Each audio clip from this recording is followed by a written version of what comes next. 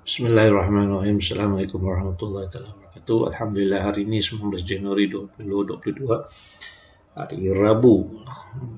Hari Rabu. Untuk video kali ini saya cuba melihat GJ Great Britain Ian.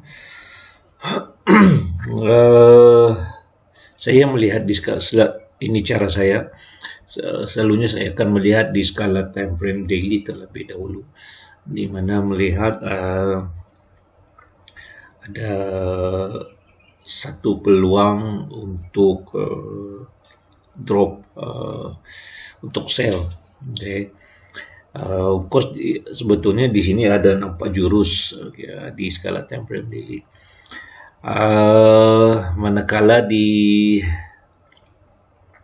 sebelumnya, apa yang saya selalu buat untuk menambah keyakinan diri saya juga menggunakan Fibonacci, dan saya akan menarik, membuat satu tarikan high low atau upside down pun okey. Yang penting di situ adalah label-labelnya. Okey. So pada awalnya saya juga agak sedikit keliru dalam aplikasi penggunaan Fibo ni. Apakah ini adalah yang low atau yang ini? Akhirnya saya membuat satu konklusi di mana saya sudah mengetahui yang dalam Ichimoku juga ada Fibo, yang mana Kinjun bertindak sebagai 50%, yang lebih selari dengan harga semasa. Okay. Manakala tarikan kita Fibo ini adalah yang sudah terbentuk. So saya membuat satu kesimpulan di mana 50% ini akan saya letakkan di kawasan Kijun. So saya akan mengambil kira di situ. So bermana Kijun tadi bertepatan dengan 50% of the Fibo. So akhirnya price sekarang berada di bawah Fibo 236. Kalau saya balikkan pun masih sama gitu. So saya akan menjaga price akan jauh lagi ke drop ke bawah. Okay. Itu di skala kalau kita menggunakan Fibo. So bermana ini kita hanya menggunakan baru dua tools untuk kita gunakan. So di sini adanya satu Chouthic candle. Okay. Nanti saya akan membuat satu pecahan yang ke lower time frame yang lebih kecil. So bermakna DJ price kena membuat satu memecah base ni, support ni, in order to drop further lagi ke bawah ni. So ada tu Chouthic candle, dan kita sini nampak lagi Chouthic candle. Tapi saya tidaklah mengambil terlalu jauh. Okay. Di situ kita nampak. Ini yang saya masukkan Chouthic candle. Terpulang kepada masing-masing terminologi masing-masing dalam melabel candle-candle tersebut. Yang penting anda faham fungsi-fungsi gelaran atau terminologi yang tersebut. So situasi sekarang, nak sell ke nak buy, sebetulnya agak belum ada satu ketetapan atau keputusan yang mutlak untuk men-sell maupun buy. Namun saya lebih berpihak kepada sell. Okay. Cuma saja saya mau menantikan satu indikator di skala yang time frame yang lagi agak kecil. Okay. Baik, sekarang saya buang dulu Fibonacci. Okay, so sekarang kita lihat dari sudut Ichimoku. Dari sudut Ichimoku, okay, sebelum ni sudah terbentuk ya, begitu ya. Okay, double, dan sini juga ada terbentuk. Okay, ini sudah saya bahas sebetulnya, ada di video yang lebih awal. So price sudah memulakan membuat penurunan. Cuma saja kita belum pasti kejatuhannya sampai mana. Namun anggaran yang dapat kita anggarkan based on yang previous price di label-label yang tersebut. Okay. Di skala time frame HBO, price sekarang ni berada di, kan kalau kita nampak berada di bawah Kumo. Okay, berada di bawah Kumo. Mengikut the basic rule of Ichimoku, whenever the price berada di bawah Kumo, itu adalah petanda sell. Kenaikan sudah yang memuncak di sini, dan sekarang sudah ada permulaan price sudah melewati memecah tembok Kumo. So itu petanda price sudah mula membuat satu perubahan di skala time frame HBO. Dan manakala kalau kita nampak di sini Kumo yang sekarang sudah membuat satu perubahan berbanding dengan yang tadinya, sekarang masa menaik bullish, kita nampak Kumo berwarna yang begini sekarang ini sudah membuat satu perubahan. Cuma tidaklah terus menerus akan terus membuat kejatuhan, tidak. Mungkin agak perlahan macam itu. Possible saja, kita tidak pasti. Baik, seperti yang saya katakan tadi, candle sekarang berada di kawasan yang begini. Okay, cantik candle di skala daily tadi. Okay, so makanya sekarang ni kan kita nampak di sini ada top double bottom. Okay, so adakah price akan jatuh? Saya akan menjagakan. So saya lebih berpihak kepada sell, melihat kepada bearish untuk AJJ ni. Namun melihat begini dulu. Okay, so lebih berpihak kepada bearish. So di mana agaknya kita nak kalau kita nak memulakan sell, ada dua kaedah. Ini menurut hemat saya. Pertama, price kena break out this support, this base. Okay, this cantik candle ni kena break out dan retest balik. Break out and retest, dan situ kita mulakan sell. Okay, nanti kita akan sell dekat sampai sini. Itu kaedah yang pertama. Rasanya kaedah yang pertama tu lebih selamat. Okay, kaedah yang pertama tu lebih selamat. Because konfirmasinya agak baik. Because kita kena menantikan satu breakout yang lebih meyakinkan. So let the price break out the cantik candle tadi and retest. Dan once they retest, di situlah kita akan memulakan satu sell. Okay.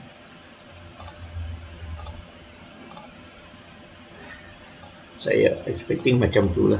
Okay. Let the price break out dulu terlebih dahulu, dan dia akan retest di label ni, kawasan ni.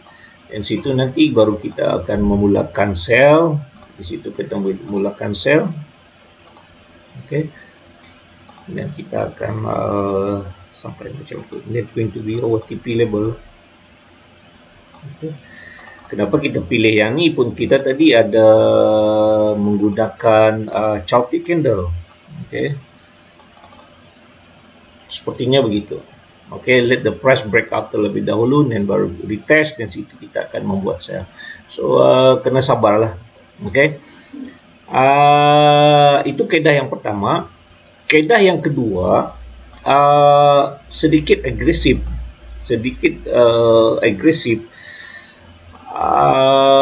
Saya melihat begini,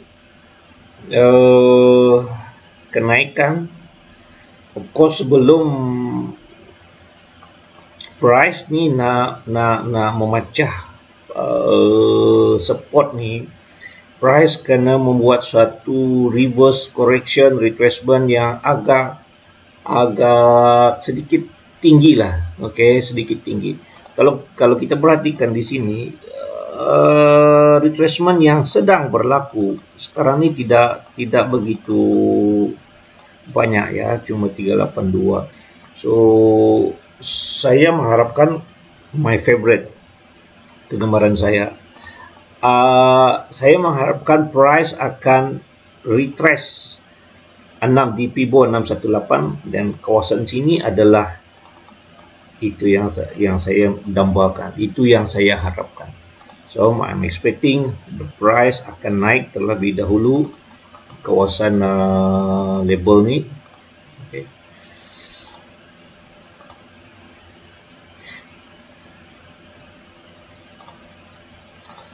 At least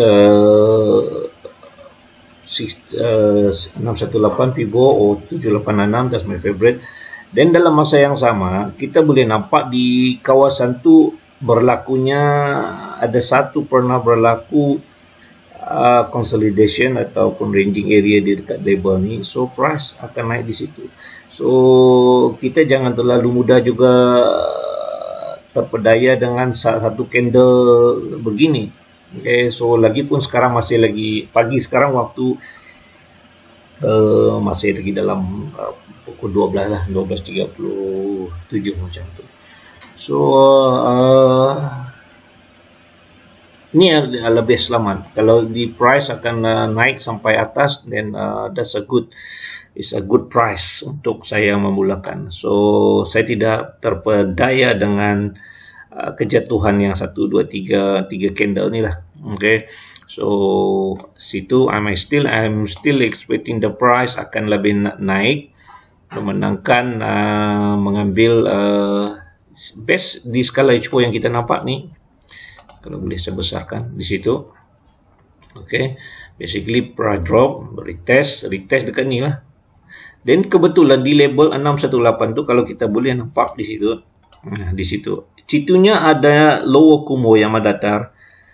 So itulah kenapa, antara sebab kenapa saya agak sedikit menyukai Ichimoku ni. Di kawasan yang saya pertandakan tadi, kalau korang perhatikan di situ, okay, di antaranya adalah ini saya anggap support atau resistance yang mendatar, whichever yang mendatar, yang horizontal ni macam ni, that is the support SNR satu. Dan yang keduanya, di situ ada 50% Fibo yang Kinjon tadi ni. So bermakna ada satu kolaborasi di antara Ichimoku, bahagian Ichimoku yang terbentuk satu, yang kedua kombinasi Fibo, dan yang ketiga kombinasi of Chotic candle sini. So makanya di situ akibat dari kombinasi yang tadi, itu yang membuat saya yakin, okay, membuat saya yakin bahwasanya price akan lebih baik, is the best price untuk kita memulakan sell. Okay. So sekarang kita nampak ada dua senario, okay, ada dua keadaan di mana terpulang kepada masing-masing. Okay, terpulang kepada masing. There is no right or wrong dalam trading ni. Yang penting kita tahu apa yang kita buat dan kita faham apa yang kita buat. Just go ahead. At the end of the day, what we want is kita nak profit tu je. Okay, macam mana pun gerak teknik sistem pun, yang penting at the end of the day profit. Sama ada anda memilih price breakout terlebih dahulu, okay, kalau mempunyai satu kesabaran yang jitu, dan kita nantikan the price membuat pullback, dan di situ nanti baru kita akan memulakan sell dan TP dekat sini. Okay, itu kaedah yang pertama. Kaedah yang kedua, price akan naik ke level sini, di sini, based on Fibonacci, Ichimoku, based on candle, Chotic candle macam tu. So once the price masuk di selling zone ini, situ memulakan sell, dan TP masih yang sama. Dan kalau kita nak hold pun, always pastikan BE, okay, break even, atau SL positif. Okay, so itu saja. So sekarang ni saya tidak membuat satu, saya lebih menantikan yang ni. Bukan yang ni saya tak yakin. Ini lebih selamat. Dan ini yang saya nantikan. Because of adanya alasan-alasan dalil-dalil yang baik. Di situ memberi satu keyakinan bagi saya untuk untuk layer lah macam tu. Kalau sini mungkin saya agak okey juga, tetapi tahap kesabaran saya agak tercabar gitu. Because menantikan price breakout dan retest, mungkin saya kalah dalam tahap kesabaran di sini. Okay, so justru itu saya lebih rela menunggu di kawasan atas di sini. Agaknya saya lebih trading dengan aman. Okay, so itu saja yang dapat saya kongsikan untuk video kali ini. Mudah-mudahan ada manfaat buat kawan-kawan di luar sana. Okay, so ini tata cara saya, based on saya terpulang kepada masing-masing. Saya yakin anda pun sendiri pun mempunyai dalil-dalil, alasan-alasan yang lebih baik untuk dalam mengaplikasikan satu-satu atau mana-mana indikator yang anda betul-betul faham. Okay, dalam trading there is no right or wrong. Yang penting anda tahu dan faham apa yang anda buat. Anda tahu dan faham apa tools indikator yang anda buat. Okay, so akhir kalam, trust yourself, trust your own analysis, and always be yourself. Semoga kita terus profit di hari ini dan hari-hari ke depannya. Terima kasih banyak. Assalamualaikum warahmatullahi wabarakatuh.